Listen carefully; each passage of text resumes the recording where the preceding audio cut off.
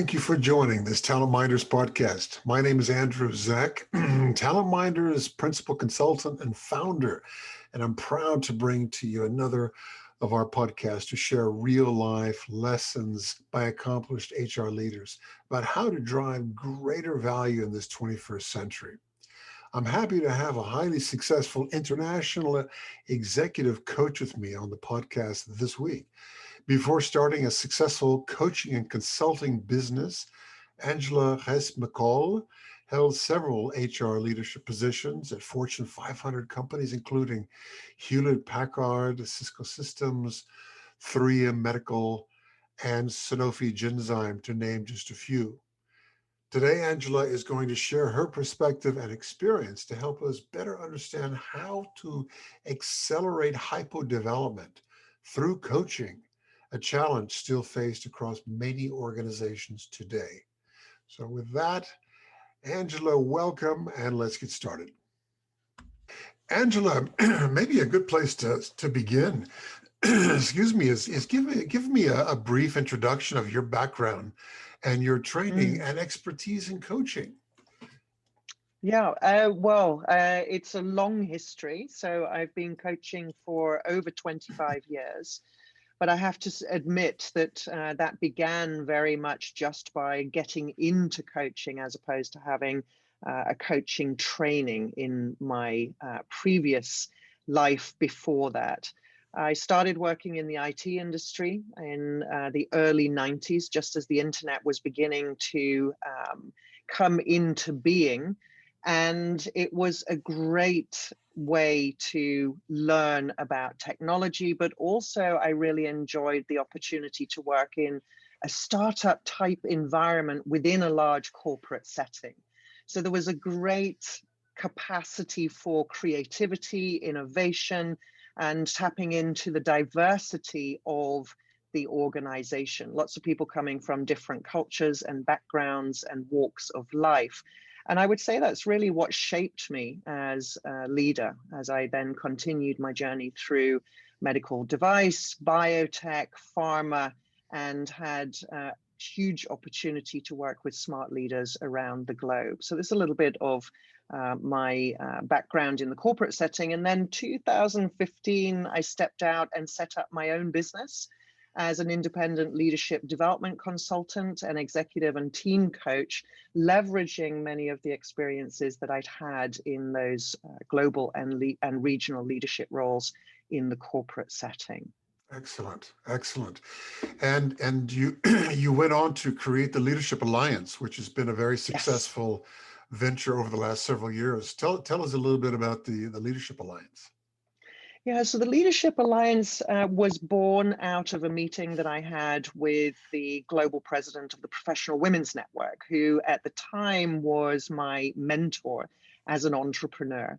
And I think after about 2 meetings, we decided, we really should be working together, recognizing the diversity of experience and background that we brought and the shared passion for recognizing that business really is relationships. So we both wanted to work very much within the field of creativity and innovation and help leaders to really have a sounding board, a sparring partner that they can share their thinking with, but also challenge the way that they show up as leaders in a way that allows them to progress the growth of their business and their organizations. Yeah, no, that's cool.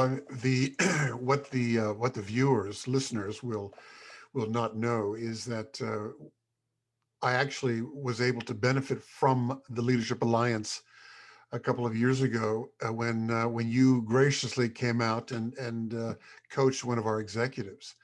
And what I really appreciated with your style, and I know that the client did as well, was that you were able to really step up, understand the business issues, and be able to really challenge the client to think differently, think out of the box, find new ways to move things forward, find new solutions, be creative, and creating a forward-looking journey. and I really appreciate it. I know that client did as well. So that's good. Thank you. Yeah. Well, we work from the position that relationships really are everything in a business setting. So working as a relational coach, I work with clients to understand how the relationship between us as coach and coachee is reflective of how a leader shows up in relationship to others in other contexts. So we work to understand some of the self-limiting beliefs that are perhaps getting in their way, what behaviors are working, what's not working so well, what's the emotional foundation that is driving some of those ways of interacting with others. So strong psychological base to recognize how leaders can challenge beliefs that have perhaps been entrenched for some time, and to come up with new ways of being and doing that allows them to be more effective as individuals, but also to more effectively lead the people that are in their teams, their organization, and to serve the communities that they're focused on working with. That is inspiring. Yeah, I love it. The today's podcast is really about how can we better leverage coaching to accelerate, in particular, hypos in this development challenge that we have as it relates to succession, or just generally sustainability. And as we know, both of us, we've worked for blue chip companies around the world, large companies. It really doesn't matter how large or how long these companies have been involved, rather in play. So often coaching is just misunderstood in terms Yeah. of how it can play such a strategic and impactful role in the development of hypos, really anyone. But if you're looking at hypos and how do we move that needle, how do we get people ready to sort of drive performance and enable sustainability of our organizations, make us more competitive as we go forward, we just don't often consider coaching as a practical development strategy. Yeah. Help us understand, sort of what's going on here. Maybe start with reminding us, what does coaching at this level typically involve, and what Mm. typically are the outcomes that we typically find when Yeah. done correctly. I think over the decades, coaching has had a bad name, and when you've got a legacy of reputation that coaching is about remedial interactions to help people that are failing, we can be, as high potentials, particularly, we can think that that's not for me because I've been successful, I've been recognized, my strengths have been the foundation of my evolution as a leader and the opportunity to step up to greater levels of leadership. I think what's good in the field of coaching is that slowly we're beginning to recognize that coaching actually is about helping leaders to continue from a basis of success, to continue to be successful, and to recognize where their leadership perhaps needs to change through successive levels of leadership. So what's made us successful in the past is not necessarily what is going to make us successful in the future. Sometimes we need to change the way we manage our time, the way we interact with people, let go of certain ways of being and doing, and take on new mindsets that allow us to lead at ever greater levels of responsibility. As research conducted by Gallup over the past few years has shown that only 15% of employees globally are engaged, actively engaged and inspired at work. 67%, they're not engaged, they're not disengaged, they're present. And 18% are actively disengaged and miserable in the work environment. Now, that's a bottom line impact to the global economy of $7 trillion. That's an estimate of the bottom line impact in money terms.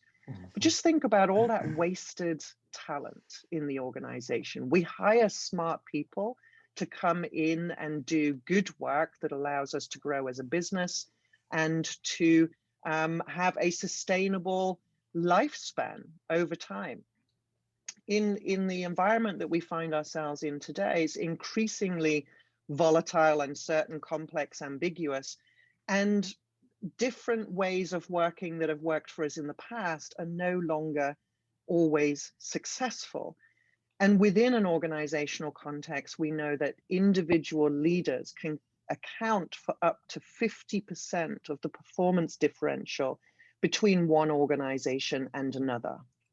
So the power of effective leadership relating directly to the ability of an organization to remain relevant and sustainable over time is clear.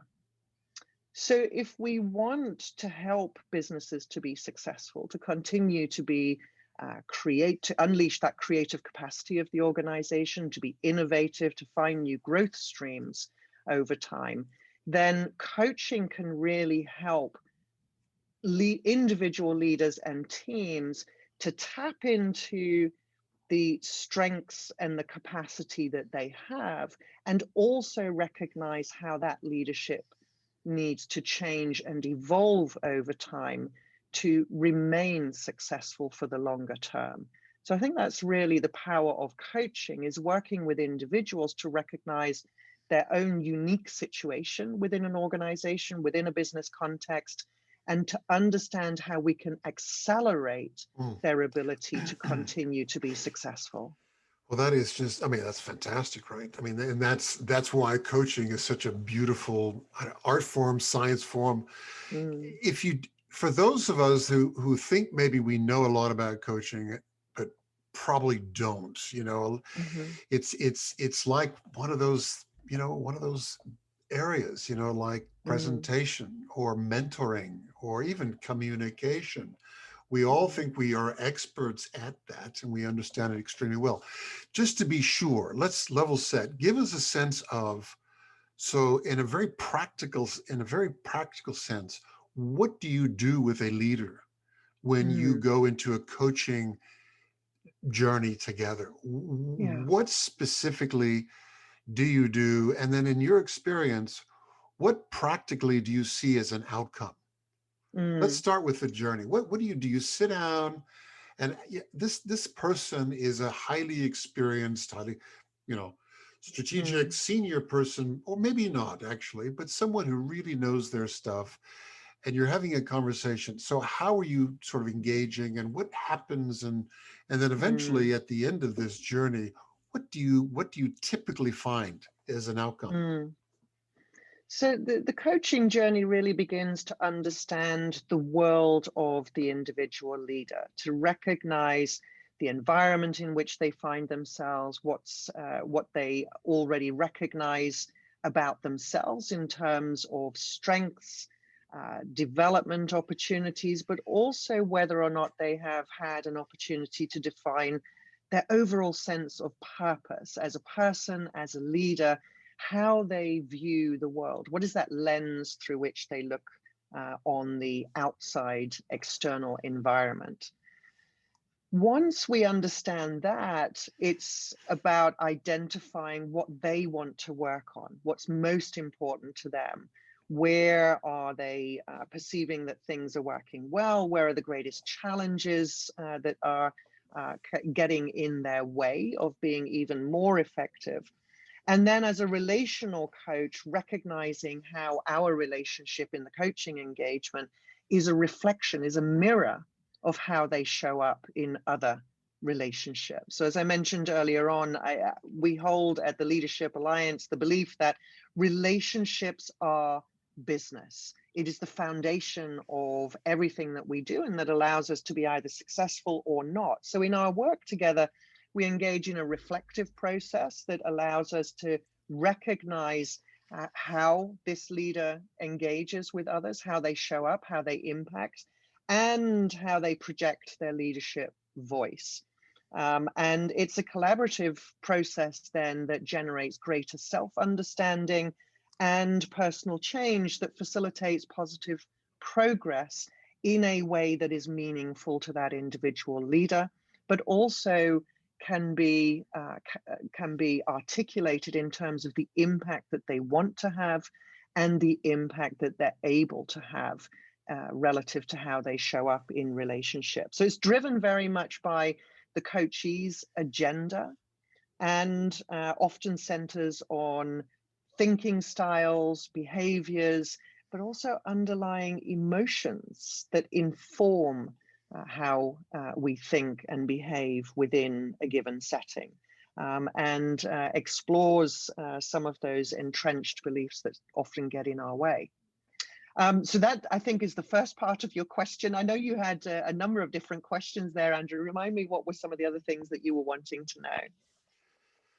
Well, it was just, yeah, I'm just, I wanted just to be sure that people understood, when you call in a coach for the Mm, purposes of trying to develop someone mm, within your business. Typically, this is a leader, but not necessarily. This could be a manager, or this could be an yeah. individual contributor, or whatever. Mm, Um, what happens? When the door mm, closes, to the paying client, and you're in front of the coachee. What actually yeah. occurs? And then typically, what do you find when this coaching experience ends? How does it Mm, affect the coachee?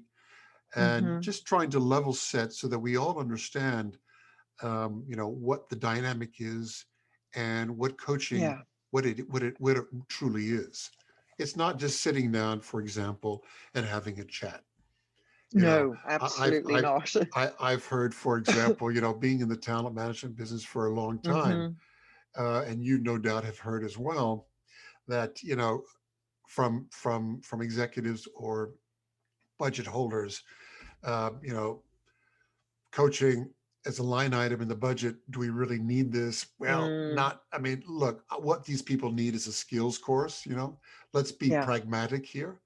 Coaching is softy. It's a conversation, and I Mm-hmm. just want to impress on people that it is not that. It's not just a Mm, conversation.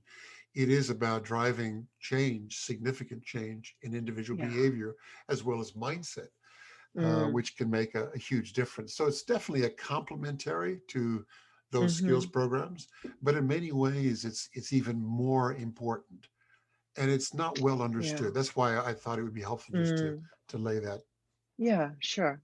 Yeah, so I would say absolutely, leadership development has huge value in our organizations. And in addition to working as an executive and team coach, I also deliver a lot of leadership development sessions via the internet to global audiences in organizations. And oftentimes, what we're looking to do there is to level set, to get a common understanding of what we mean when we talk about specific concepts like creativity and innovation, and how we want to be showing up as leaders within those environments that are seeking to drive greater growth. But we can also see that leadership development is perhaps that broader brush stroke that Hmm. really sets a context, a belief system, ways of working, whereas individual and team coaching gets much more down to the behavioral level in a way that accelerates behavioral change. So when we go to a skills development program, if we don't put those skills into action within a short space of time, a lot of the effort and the value disappears. It's about commitment to action. Hmm. What coaching does is it taps into that commitment to action by asking questions to uncover what's unique and descriptive of the environment in which the coachee finds themselves. What specifically are they as leaders experiencing as challenges that are blocking their capacity to be the best leader that they can be? What are some of those entrenched emotional beliefs that are getting in their way and preventing them from changing their behavior? And how do we create the space for them to stop, to pause, to think and reflect? Reflection is often cognitively recognized as critically important to leadership development. And yet, because of our busy lives and the pressure to deliver results for an organization that Mm. deliver on the KPIs that are measured on a quarterly basis, Mm. we don't prioritize the time that we need as leaders to step back, to zoom out, and get that bigger picture Mm. of how we are engaging, how we can be effective, and how we're getting in our own way and some of the challenges that we need to overcome. So coaching gets down to that level of granularity that creates the space to hold up a mirror, to reflect on some of our opportunities to do things differently, not only by asking questions and deeply listening in a way that as a coach you can genuinely empathize with the world of the leader, but that also confronts some of the leader's beliefs and ways of doing things in a generative way that allows space for growth. Super. Well, if I can go off track just a moment, Mm, the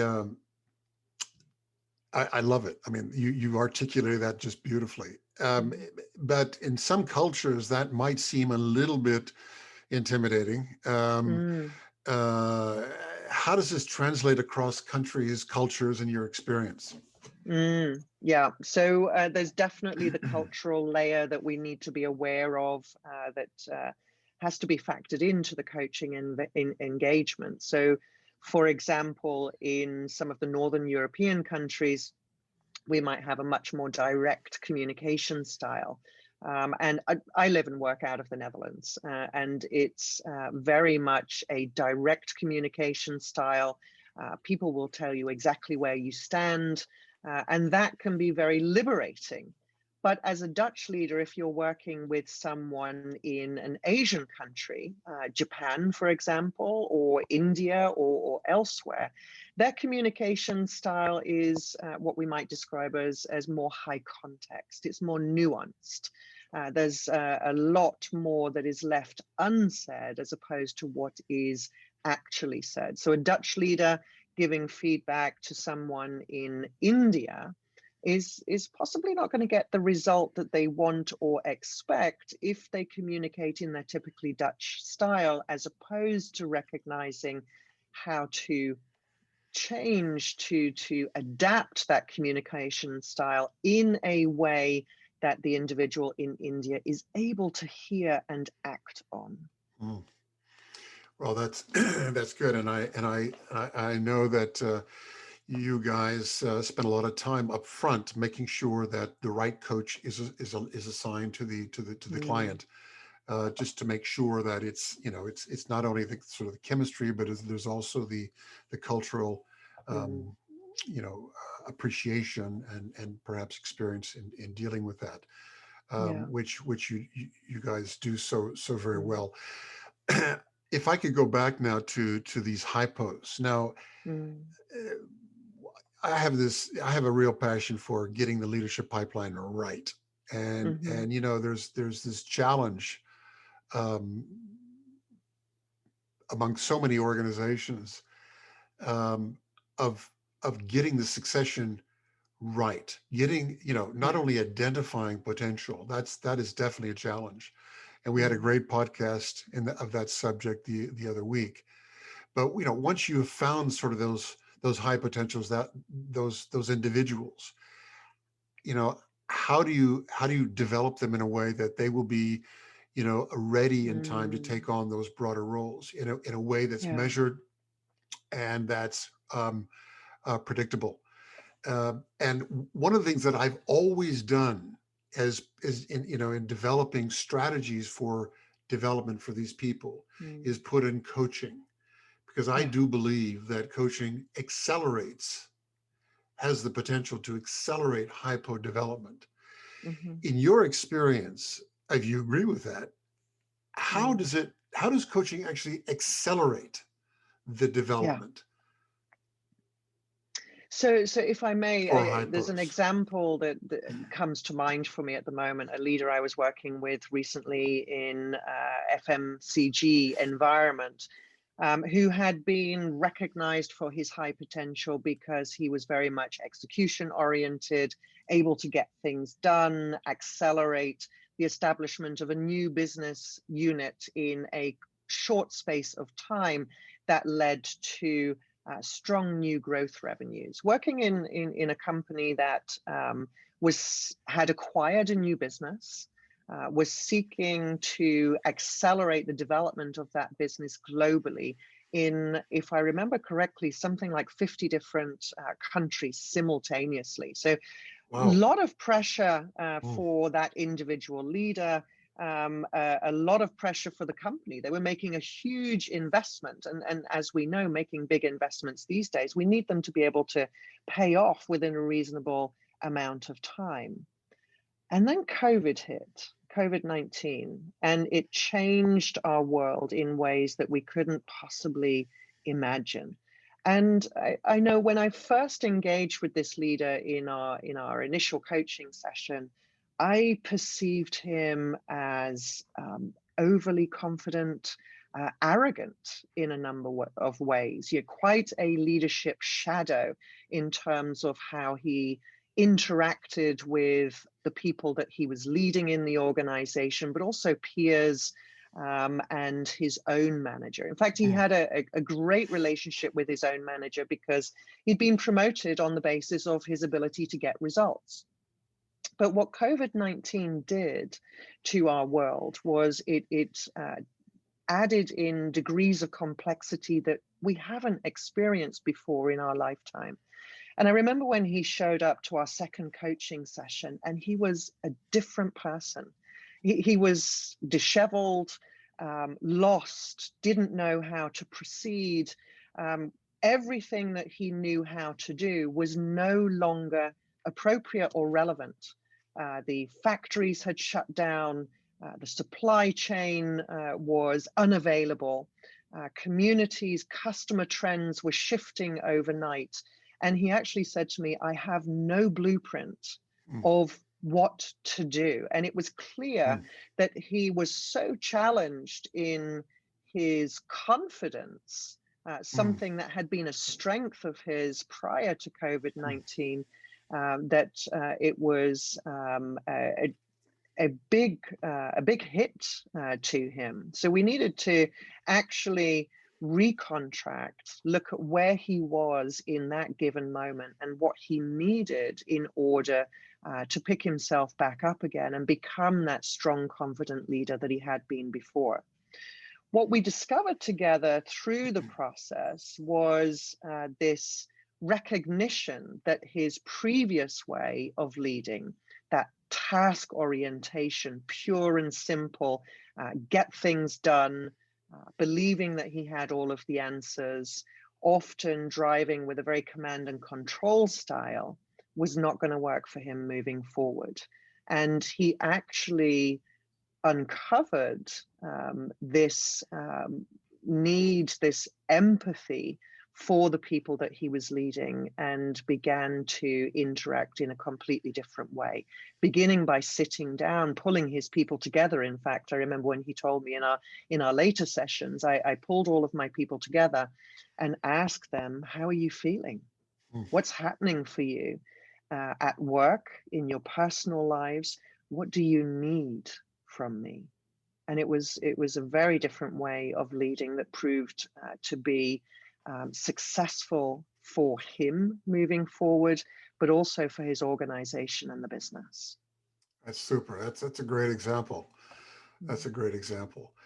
Um, so yeah, I mean, I can just imagine the if we had time, we could go down that track about what the outcomes of that were at that moment, and more importantly, what they Mm. may have been today if you're still in touch with that client. I mean, the impact on the Yes. team, not to mention himself, Mm. his home life. I mean, the business outcomes, the engagement levels, performance.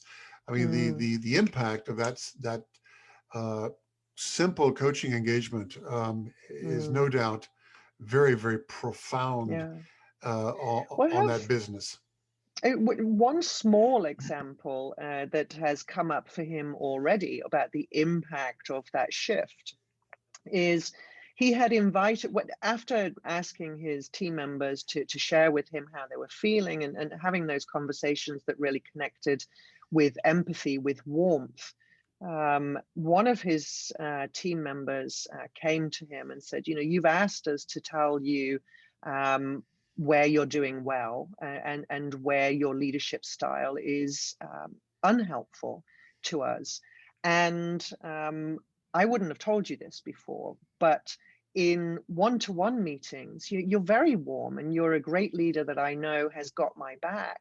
But in team meetings, when things aren't going your way, you turn into this angry, aggressive leader that shuts down our ability to engage with you. Mm, It doesn't feel safe.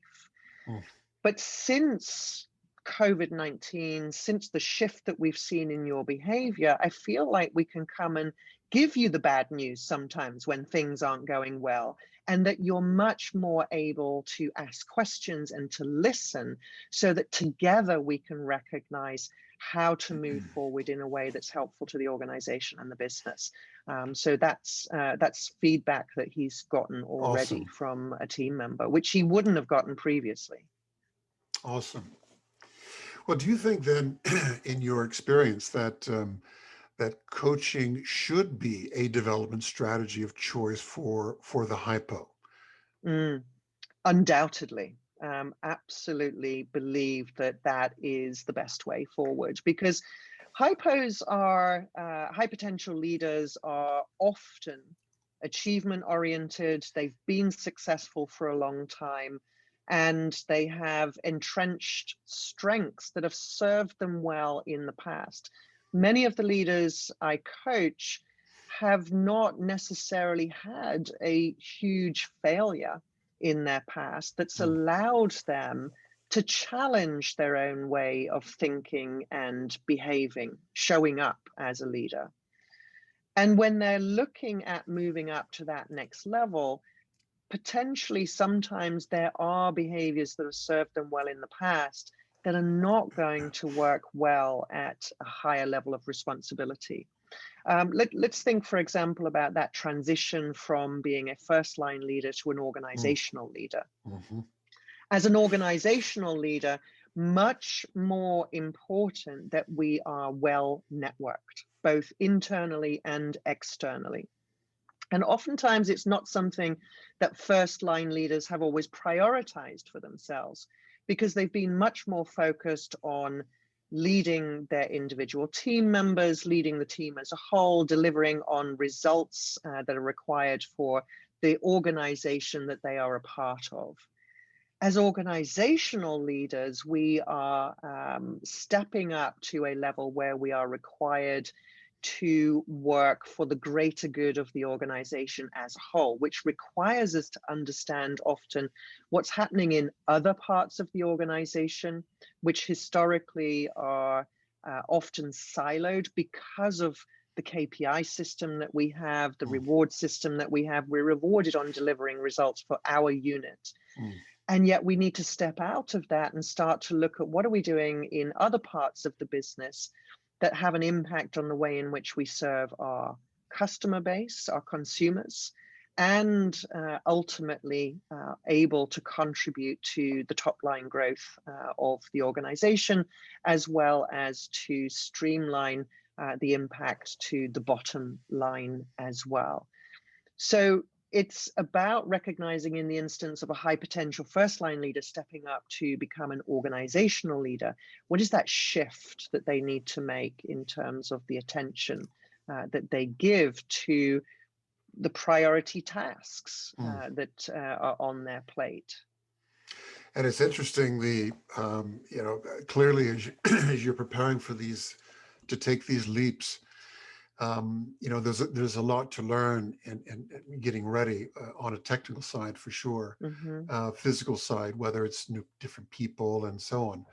But, the coaching, that I know that you've done has been fantastic at helping us sort of bring out those talents that we have within ourselves, Mm, and that we absolutely, you know, in some cases perform extremely well, but mm, we may not know it, we may not have the confidence, or we just yeah. don't know how to bring it out and apply it. Like this chap you Mm, mentioned in this other company here. I mean, he mhm, probably knew somewhere deep down that he was not a very nice guy mm, when things got tough, but and rough.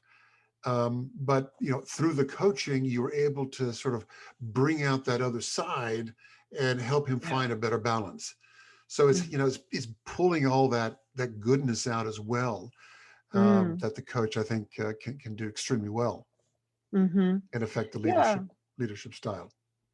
Yeah, and also, as we're working with increasing levels of leadership. So, for example, if we're working with the CEO and the C-suite, we need to be helping them to have a place for reflection, a sparring partner, a thought partner that is able to step forward and reflect back to them some of the messaging that they're positioning in the organization that is or isn't working, and Mm, be that mirror, because oftentimes the higher you go in an organization, the less honest feedback you mm, get. mm, So you want to have that thought partner that's able to step forward and hold up a mirror, be a sparring partner, but also to confront and challenge mm. certain beliefs or ways of looking at the world, so that you can get greater insight into some of the things that you want to be doing, and also how you want to be showing up as a leader in the broader context, not just the face to your organization, but also externally. How are you living the messaging that you're communicating to the analyst community, for example? I just love all of this. I mean, this is great. I hope those that are listening and watching this podcast this week will really be inspired by what you're saying, because it's Mm, true, it's real, and you can measure it, and it's mhm, incredibly helpful to individuals and to a business. mm, So, Angela, why is it that so few organizations use coaching? In yeah. your experience, let's see if we can unpeel it a little bit, because I want to help those that are watching this to sort of maybe Mm, um, identify some of these issues within themselves, and yeah. maybe change a little bit. We're in a different world. It's becoming more complex. I think it's Mm, time to think out of the box when we're thinking about developing people, leaders in particular, hypos mhm. most importantly, particularly those that are in strategic roles. So why isn't it applied more frequently? Mm. Oh, I think the answer to that question is multifaceted and complex. But let's see if we can highlight perhaps some of the things that happen.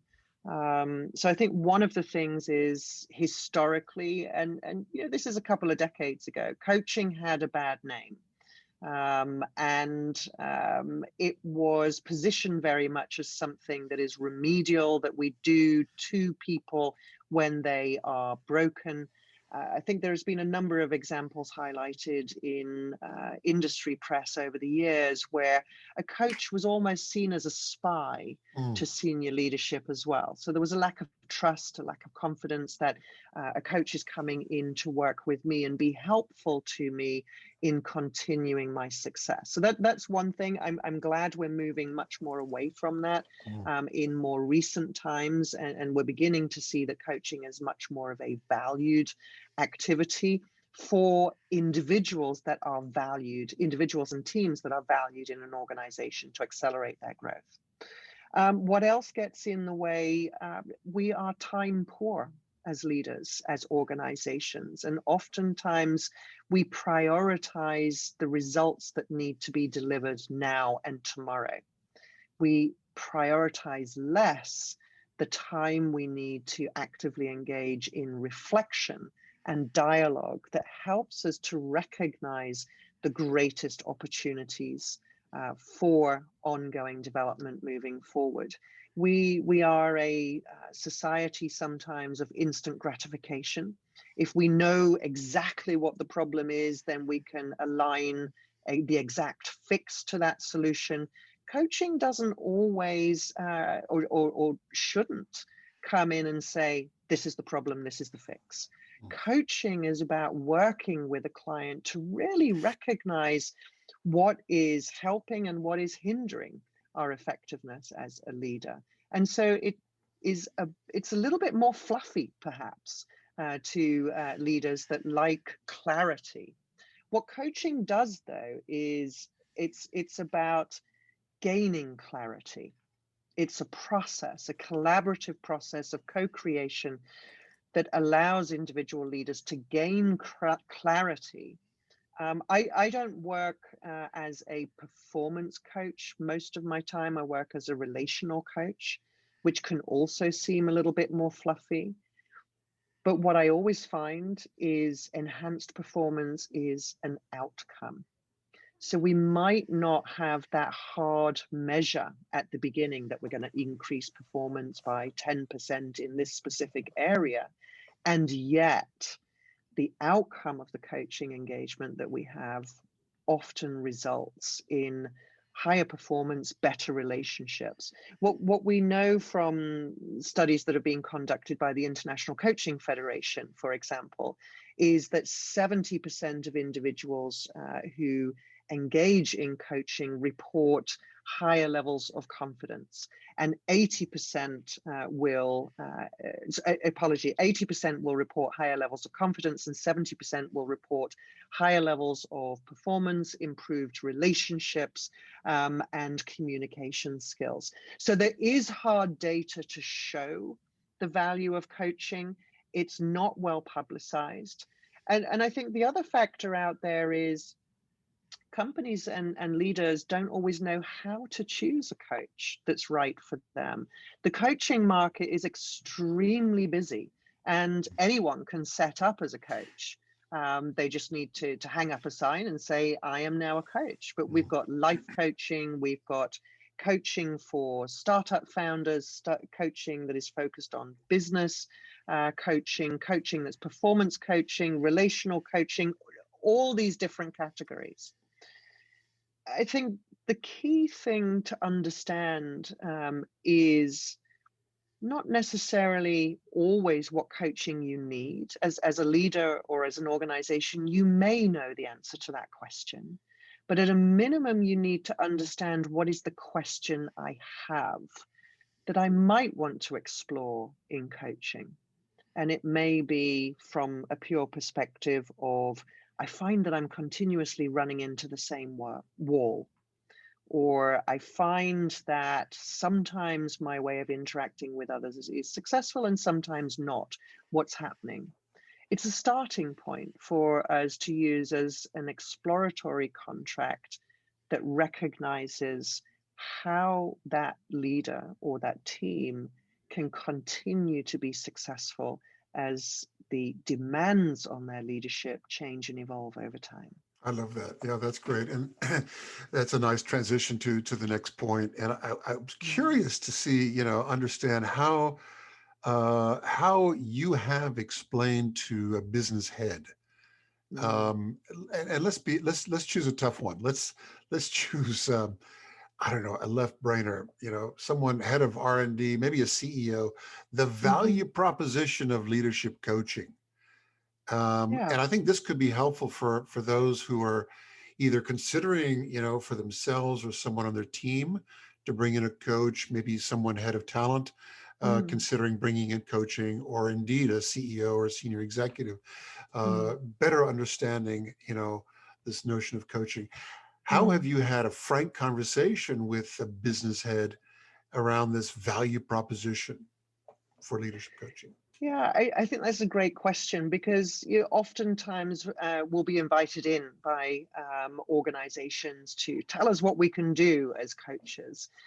Fundamentally, I don't think that that's the best place to start, actually. I think the best place to start is to take a coaching approach in understanding what is it that the organization or an individual leader is looking for? Why have they even invited us in for conversation? What are they hoping to learn? What is the situation? How would they describe the situation where they are exploring whether or not coaching could be a valuable activity? What do they believe they need as an outcome of a coaching engagement? And through that process of asking questions, of deeply listening to the individual situation, context, environment, need, stated need, to then reflect back what we're hearing and potentially offer a different perspective that invites consideration of alternative ways of thinking and looking at the situation. Because we can have a belief that we understand what it is that we're looking for that might or might not be the appropriate response. And so it's about having that honest conversation about bringing in insights or offering advice or confronting, challenging stated beliefs to uncover what the real need might be. And oftentimes we will discover perhaps that coaching is indeed valuable, perhaps in the way that has been explained by the organization, perhaps differently. And I think that often offers value to a leader that may be reticent to see the value of coaching, because then we're experiencing it live in the moment. So let's have a little fun. Mm. If we can. So, okay, I'll play CEO for just a moment. Mm-hmm. So here we go. We have we're in this COVID. Thank God, it's almost post-COVID era. Mm. Everything's different. Right. Everyone seems paranoid, whether it's staff, Mm. employees, my leaders, the markets, you name it. Um, and I have this challenge with my leadership. They're still kind of almost they stuck in the past. They don't seem to have the Mm-hmm. same level of they don't have a sense of urgency for maybe change. I'm not really sure what it is, but I'm thinking that um, because of the way things are working in this post-COVID space. In fact, as I look toward the 21st century of Mm. my business, which I anticipate is going to be very, very different, and the need to have, I think, as a result, very different leaders. We're going to have to be developing these people differently. I think Mm-hmm. coaching is going to have to play a bigger role in this formula, this development formula Mm. that we haven't emphasized in the past. Do you think coaching can be more helpful in this as I look down the road in this 21st century than Mm. perhaps at any other time? Mm. So certainly, I would have a perspective, but let me ask you, what is giving rise in yourself to this belief that coaching could have greater potential in the new world versus in the past? What's leading you to that belief? Well, that's a complicated one, but it's a good discussion if we had a couple of hours. But I think generally speaking, it's a leadership team that is they're not very strategic in how they are thinking about the market, about their people.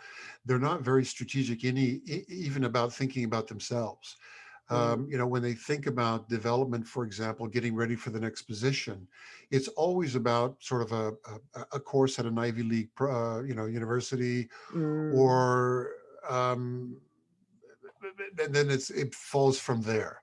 But mhm, they're not thinking about themselves, and are they ready for that future challenge? mm, I'm also not seeing that we're getting the fullest potential out of the leadership ranks.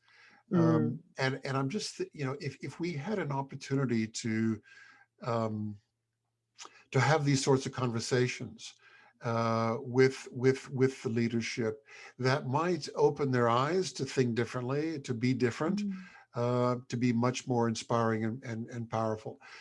mm, I have one challenge, a very simple example. I think we've got the diversity down in our organization. We've built that into our recruitment, into our succession, and so on.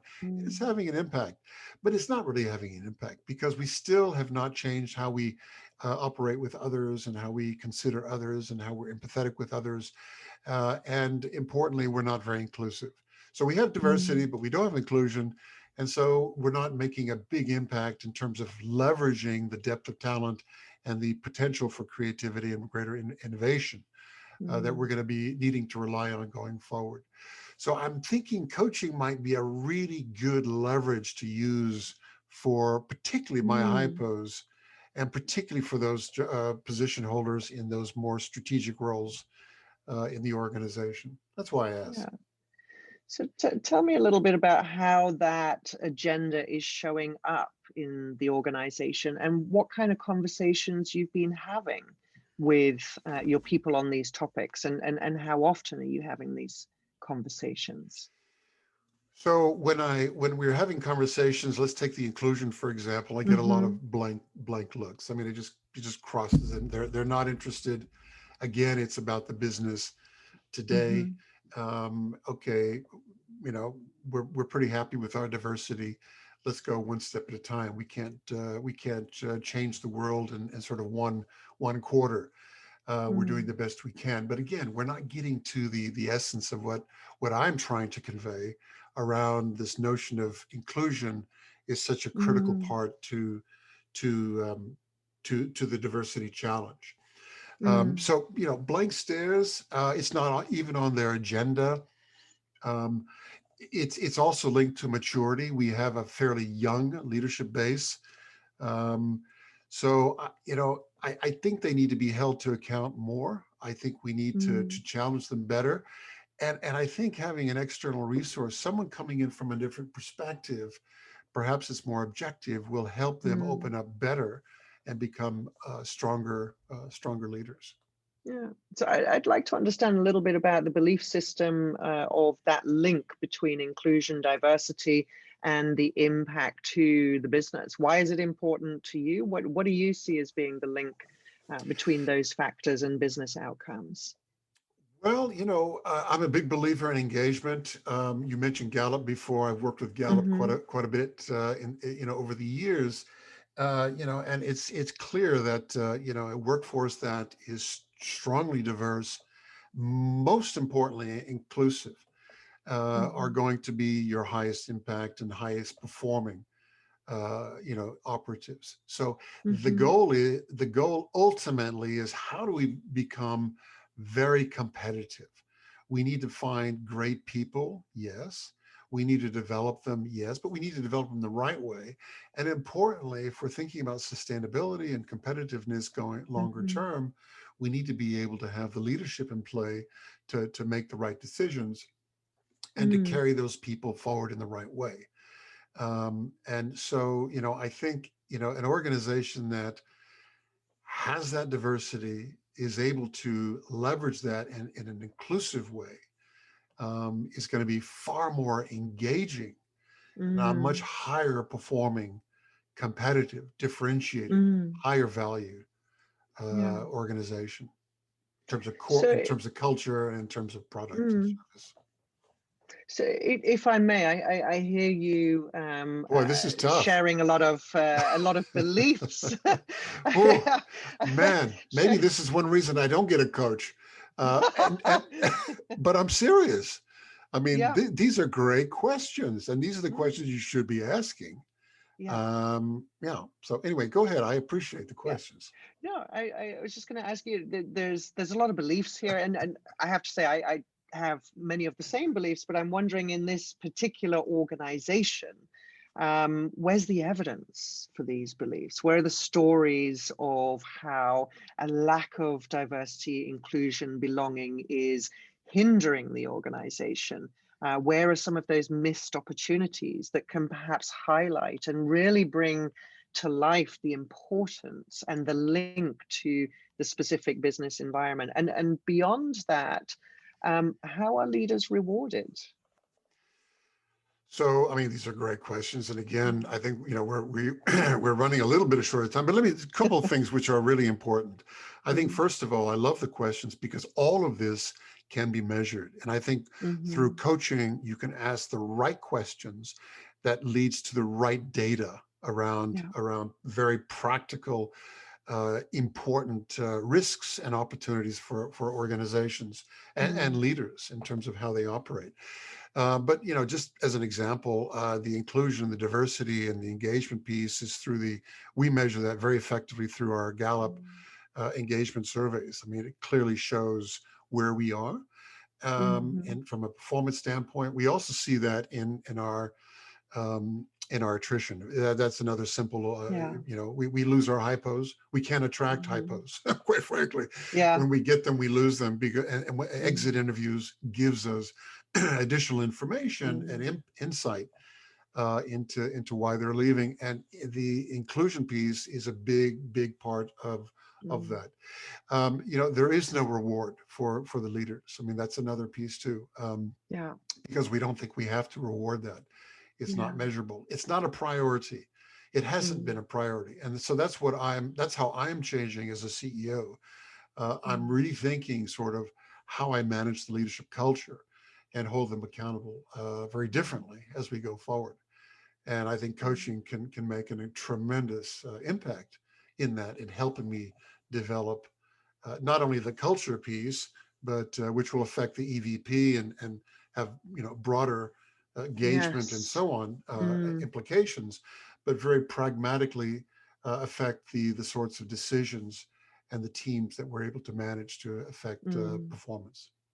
Yeah, So and I thank think you that for asking those questions. So go ahead. Yeah, no, I was just going to say, I think that's an excellent sort of summary of the power of diversity and inclusion and belonging. And what we also recognize in the current VUCA context in which we are living is the amplification of the voice of the customer, the voice of the consumer, who are now much more choosy about the companies that they want to be associated with and are voting with their feet.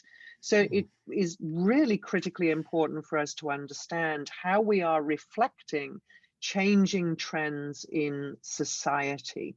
And so diversity, inclusion, belonging is something that society is beginning to stand up and demand. So how are we factoring that into our organization?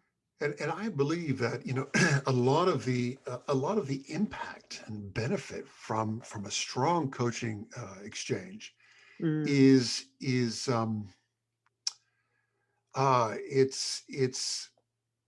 it's necessary for leaders to think differently, to work differently. And the example that you gave earlier on, I think illustrates that very well. Without that sort of conversation, you could have gone to a number of courses and read all sorts of books, listened to all sorts of internal mentors, and you still would not have been able to draw out what ultimately made all the difference in that particular business. So I think it's incredibly powerful. And that's a nice transition, I think, to our last questions, Angela. Unfortunately, we have to end this show for this week, but I hope you'll come back for sure. I would love to. And I would say this is mainly for the talent management practitioners. How then, given the challenges we have in sort of conveying the importance and the value of coaching, I get all that you've said. Thank you very much. A lot of good information that I'm going to work with. How then, as I go forward, what is the best way to incorporate coaching into the company development strategy? And yes, let's go a bit further back to maybe to my CEO example. What is the best way to incorporate coaching into our business strategy, into our company leadership culture, so that it becomes part of the organizational DNA? So How do this we is a do question. Yeah, this is a question that many organizations have at the moment. Organizations that sort of on the front line of this shift to more of that coaching culture. It's not a simple answer. It's multifaceted. It's all about that both and approach to shifting the culture. It's top down, it's bottom up, it's various different initiatives that are really helping to move the culture in a way that embraces coaching. So, for example, in addition to coaching executives and teams, one of the things that I also do is teach coaching skills to managers and informal leaders. Coaching is something that we really want to start to see as a way of being in organizations, a way of relating, a way of getting things done and tapping into the collective genius of the organization. So if we work with top level leadership to evolve their own style as coaching leaders of their organizations, while also working at the frontline leadership level to equip them with the fundamental skills to get into more coaching style conversations more of the time, we can begin to really make a move from both the top and the front line, bottom up and top down. Because if we only start to train individual leaders and they look up and their own leaders are not role models for this coaching style, it's going to die a quick death. And if we're waiting for the top level leaders to do it all themselves, it's going to die a quick death. So we want to be doing both of those things, and then also understanding within the organization for those high potential leaders in different parts of the organization who are really recognized as thought leaders, potential ambassadors within the organizational context. If we do coaching with them, how can that then also accelerate that shift to get coaching as more integral to the DNA of the company, and then reward those behaviors? If we continue to reward simply delivering results, regardless of how they're delivered, then coaching again will die a quick death, because the leader that's able to stand up and shout the loudest and get those results is the one that's rewarded. So the reward system also needs to be addressed. Super, super. And maybe an ally within organizations could be the HR business partner Absolutely. who needs to really learn as well how to effectively coach the others, and could Yes. certainly support this. Yeah, and Well, be one of those ambassadors it'd within be the one of those ambassadors. organization. Yeah. Yeah. Well, that was a lot of fun. Thank you, Angela, for sharing your immense experience in this area. No doubt you will be helping others to better leverage coaching as a principal tool for developing and readying talent for future roles. If you want to reach out to Angela, check out the Leadership Alliance webpage at www.theleadershipalliance.eu for more details. Thanks everyone for joining. Tune in next time for another Talent Minders podcast. Have a great day.